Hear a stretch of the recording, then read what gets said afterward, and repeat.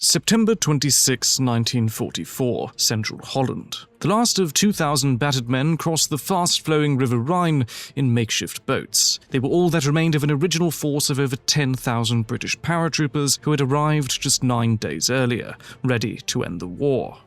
Operation Berlin was complete, and for those who made it to the other side, the nightmare was finally over. But the mission the soldiers had fought and died for had failed to achieve a single one of its most important goals. How did the largest combined air and ground offensive in the history of warfare, the one that was supposed to end World War II, collapse into 9 days of brutal fighting and ultimate failure? That's exactly what we're going to find out as we go through this together. After the D-Day landings in June 1944, the Allies spent nearly 2 months stuck in Normandy, fighting fierce and well-organized German forces. But then came a breakout in late July with Operation Cobra, an American offensive that punched through the German lines near Saint-Lô. Once that gap opened, everything accelerated.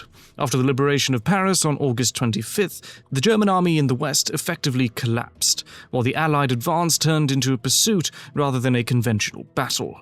Enemy units were retreating so fast and in such disorder that Germany seemed to be on the verge of total breakdown. By early September, the Allies had crossed the Seine, liberated most of France and Belgium, and were standing at the borders of Germany. The mood at Allied headquarters was genuinely euphoric, and it looked like the war was going to end by Christmas 1944. However, the rejoicing was premature because there was a serious problem, and that problem would set off a chain of even bigger ones. The Allied advance had been so fast it outran its own supply lines, and the system that was supposed to sustain it just couldn't keep up. Fuel, ammunition, and food were still coming largely through the Normandy beaches and the limited port of Cherbourg, hundreds of miles behind the front. Trucks were running around the clock on what became known as the Red Ball Express, a one-way supply highway, but it wasn't enough. By the first week of September, Patton's Third Army in the south had run completely dry of fuel and stopped in its tracks. The British and Canadians in the north were not much better off. The entire Allied advance ground to a halt, because the armies could not feed themselves. There were 2 or 3 weeks of logistical paralysis, and the Germans made the most of it. They pushed their exhausted and scattered men back into coherent defensive lines. The Siegfried Line along the German border, which had seemed like a formality in late August, was now being manned again. German forces had retaken and fortified key positions along it, placing artillery, anti-tank guns, and machine guns into the concrete bunkers. And with their loyal SS units holding the line alongside regular Wehrmacht infantry, the Allies were looking at a very different situation than expected. So they understandably lost much of their initial optimism about winning the war quickly, because even if they could break through this mighty west wall, the River Rhine still had to be crossed, and beyond it lay more prepared defenses and more hard fighting before Germany could finally be forced to surrender. Then the Allies started wondering whether they could achieve a strategic surprise by launching a vast operation combining a ground advance with an invasion from the air.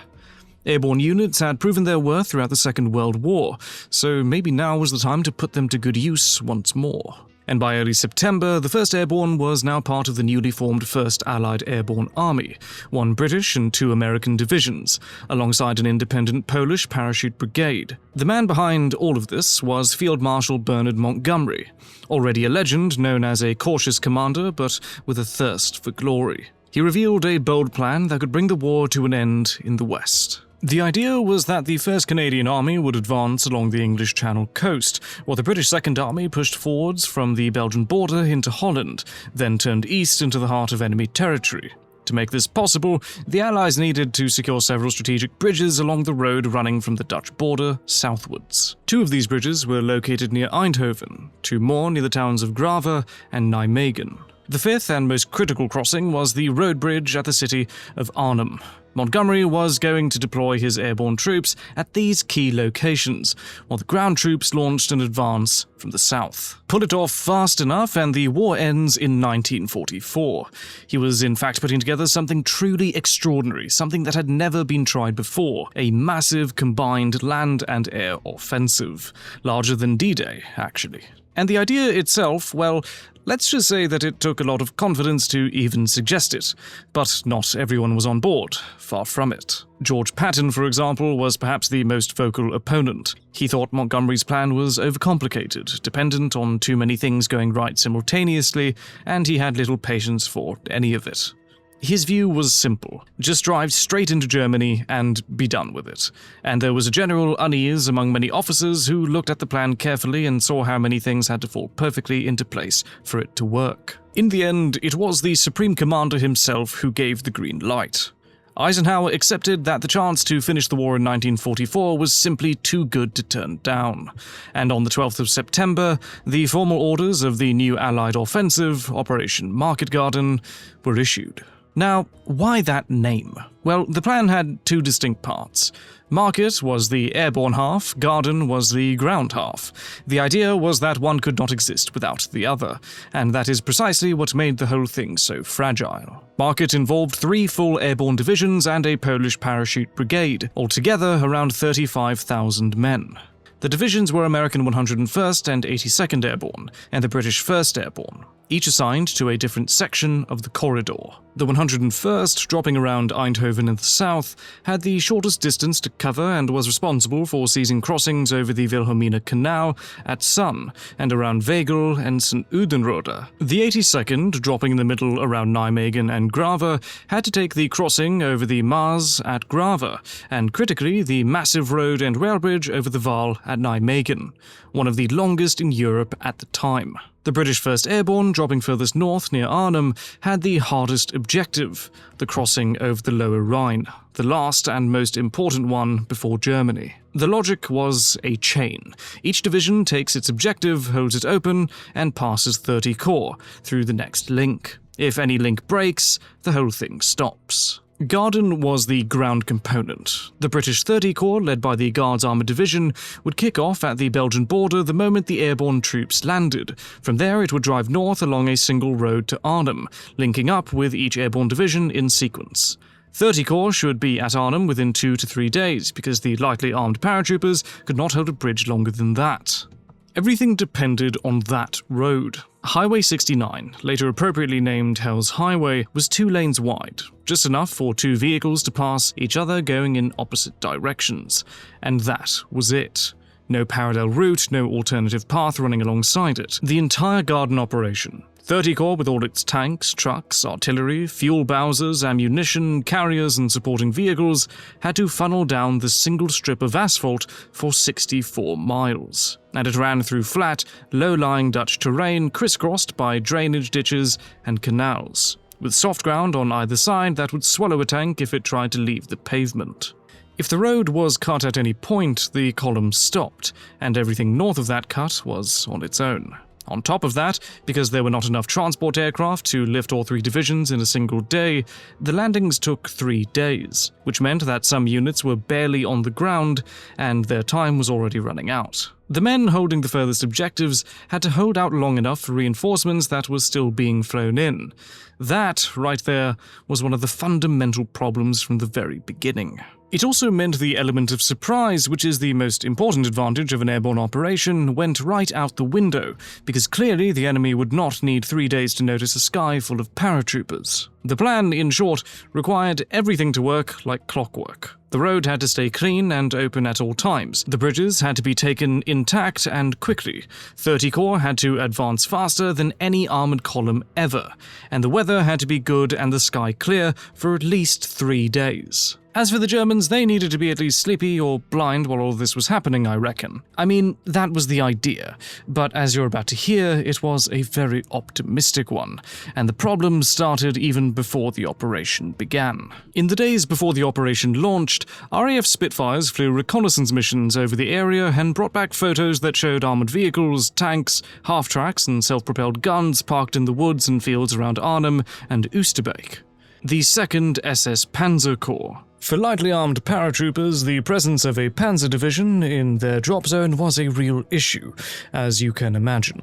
Intelligence urged that the mission be cancelled, or at least the plan changed, as this was a serious threat. Lieutenant General Browning, commanding the airborne forces, famously said the operation might be a bridge too far, meaning too reckless to succeed, and then approved it anyway. Perhaps it was just junk left behind by German units as they retreated, so everyone should proceed as planned.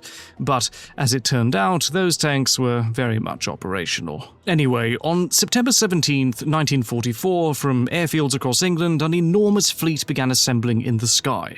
Around 1,500 transport aircraft and more than 500 gliders took part in the first day's lift alone, escorted by roughly 1,200 fighter aircraft. The Armada crossed the Dutch coast in broad daylight because they needed the troops to land in the right place. And by the standards of the time, the drops were remarkably accurate. I mean, what a sight for the Dutch civilians watching from below. Once the paratroopers landed, things started moving fast, but not always in the right direction. The 101st touched down successfully on September 17th, and the 506th moved quickly towards Sun and crossing over the Wilhelmina Canal. But as the lead American paratroopers approached and were almost within reach of it, the Germans blew the bridge up. Now, the engineers had to build a replacement crossing, which cost time. The Allies grabbed the crossing at Grave cleanly, but the bigger one at Nijmegen was a different story. 30 Corps absolutely had to get through it to advance further towards Arnhem, but they faced a serious tactical problem. The southern approach, which was, by the way, wired for demolition by the Germans, ran through the streets of Nijmegen, packed with enemy soldiers. So they came up with a rather bold and, let's say, desperate scheme. While British tanks and American infantry attacked from the south, a battalion of American paratroopers would cross the River Vaal downstream to the west in small boats and take it from behind.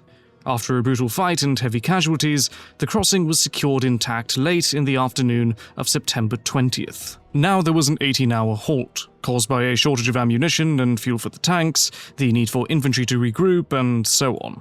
Allied commanders questioned whether this pause could have been avoided, because it had enormous consequences. And this was especially true for the 1st Parachute Brigade, who were stuck in heavy fighting on the Arnhem Bridge, trying to hold on until 30 Corps arrived. The plan was for them to approach the bridge from several directions at once, hitting whatever German resistance they ran into along the way. But that's not really how it worked out. The 1st Battalion and the 3rd Battalion ran into SS blocking lines in the streets of Arnhem almost immediately. Only the 2nd Battalion, commanded by Lieutenant Colonel John Frost, reached the bridge. Every attempt to cross it and take the southern end was driven back by German armored cars and infantry already positioned there. The 740 men fought for 3 days straight, with no resupply, almost no water, and a number of wounded, waiting for reinforcements that never came. Unsurprisingly, the Germans retook the crossing on the morning of September 21st. The survivors were taken prisoner, and the bridge they had fought for against 2 SS Panzer divisions was renamed the John Frost Bridge in 1977, and it carries that name to this day. After that defeat, the focus of the battle shifted entirely to Oosterbeek, where the rest of the 1st Airborne Division was holding a shrinking perimeter on the north bank of the Rhine. In that 2-mile wide and 1-mile deep pocket were around 3,500 men, mostly non-combat troops and a number of Dutch civilians. And we shouldn't overlook the Dutch resistance in all this. During the battle itself, its members served as guides in urban areas, guarded prisoners, carried wounded, and in some cases fought alongside the paratroopers. Now, the German forces surrounding Oosterbeek outnumbered the defenders by roughly 4-1, not to mention the tanks, artillery, and mortars they used to destroy buildings and compress the perimeter. Every day, the pocket was a little smaller than the day before. Radio communication was a constant problem throughout the operation, mainly because the radios had been set to the wrong frequency and coordination among the Allies was, to put it mildly, chaotic. One of the results was that RAF aircraft flying resupply missions from England were dropping containers of ammunition, food, and medical supplies onto zones that had been designated before the operation, straight into German hands. And while help did try to reach the pocket, they also arrived late. The 1st Polish Independent Parachute Brigade crossed the Rhine to Oosterbeek in improvised boats to help the defenders, but there was little they could do. By September 24th, the perimeter had shrunk to the point where German artillery could reach every part of it. The men defending it had been fighting continuously for a week, and it was clear that they couldn't hold much longer. The decision was finally made at Allied headquarters to evacuate whatever could be saved. On the night of September 25th, Operation Berlin began, and survivors were taken across the Rhine in assault boats under German fire. And while all of this was happening at Oosterbeek, the situation along the road to Arnhem, Hell's Highway, was living up to its nickname. On September 19th, a German armored force hit the highway near Wegel and cut it completely. For several hours, nothing could move north or south. Ammunition, fuel, reinforcements, all of it stopped. The 101st fought to reopen it and eventually did, but then the road was cut again somewhere else. Sections of the highway were changing hands multiple times in a single day, and that constant fighting was draining both energy and supplies. By September 23rd and 24th, it was clear to everyone involved that 30 Corps was not going to reach Arnhem. And while Operation Berlin was underway, 30 Corps remained along the corridor, holding what had been gained, the road through Eindhoven and Nijmegen. But it was far from what Market Garden had promised. After the evacuation of the Oosterbeek pocket on the night of September 25th, Operation Market Garden was officially over. And here's what followed. The Rhine had not been crossed, the Siegfried Line had not been bypassed, and the road into Germany remained blocked. With the operation finished, the Allies finally turned their attention to what many argued should have been the priority all along, the port of Antwerp. It was captured from the Germans and became fully operational as a much-needed supply port in late November.